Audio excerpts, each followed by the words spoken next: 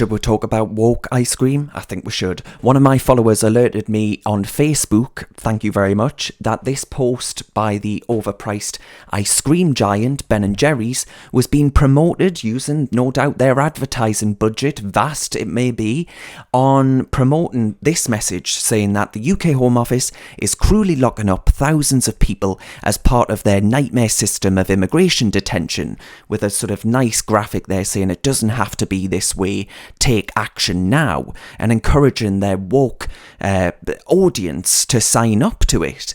Now, it's got a horrible picture there, making out that we're some form of Guantanamo Bay. I'll get onto that in a minute. Now, the ice cream company has form on this stuff. It's made several tweets in the past calling for the Home Secretary to be more compassionate with this matter.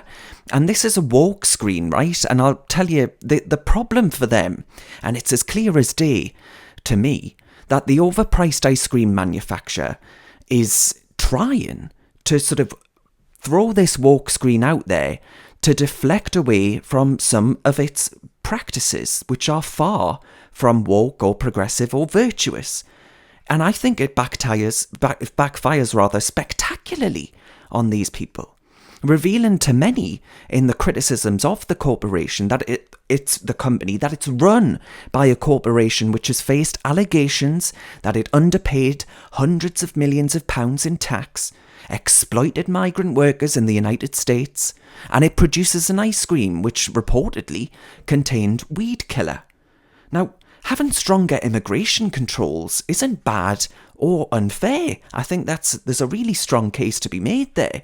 We need evidence as to who people coming to our country are. If they're refugees, where are they fleeing from? Because I tell you what, a lot of these channel crossings are people from France, which last time I checked was a safe country not at war. I go on holiday in France. And if you just say, well, let's fling open our borders, I think it's important to understand why immigration controls aren't a bad thing, and that it's just a necessity, I guess, actually, of having a functioning, an ordered country. It becomes unfair for those who seek legal routes to move to our fantastic nation, as many, many do, who seek to come to this country through due process.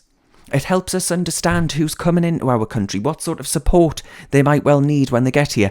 And when there's little controlled immigration, it doesn't benefit the migrants and it doesn't benefit the people living here right now.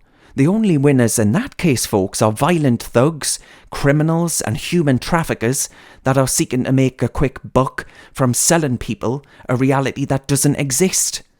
Getting people over here in dinghies that aren't seaworthy in any way, shape or form.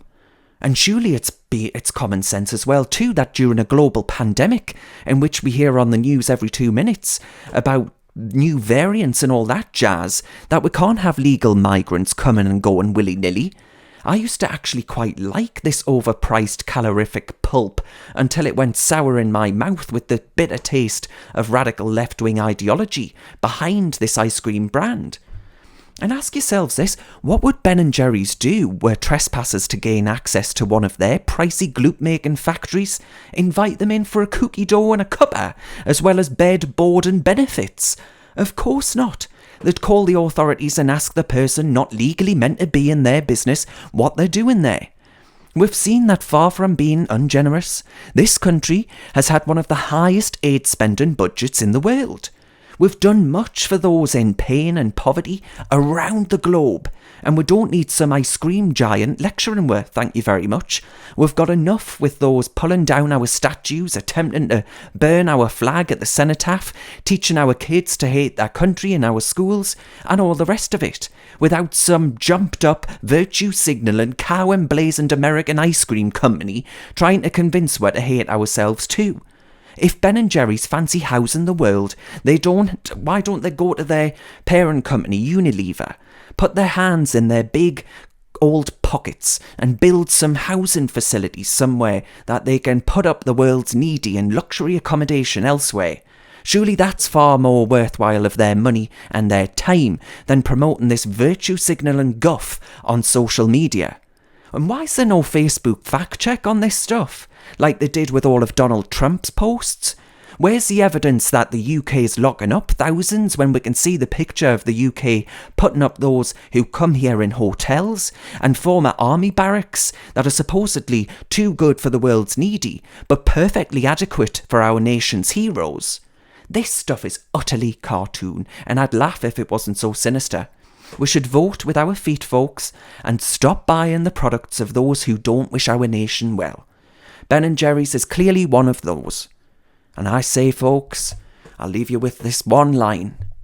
Get woke, go broke. I'm Darren Grimes for Reasoned UK.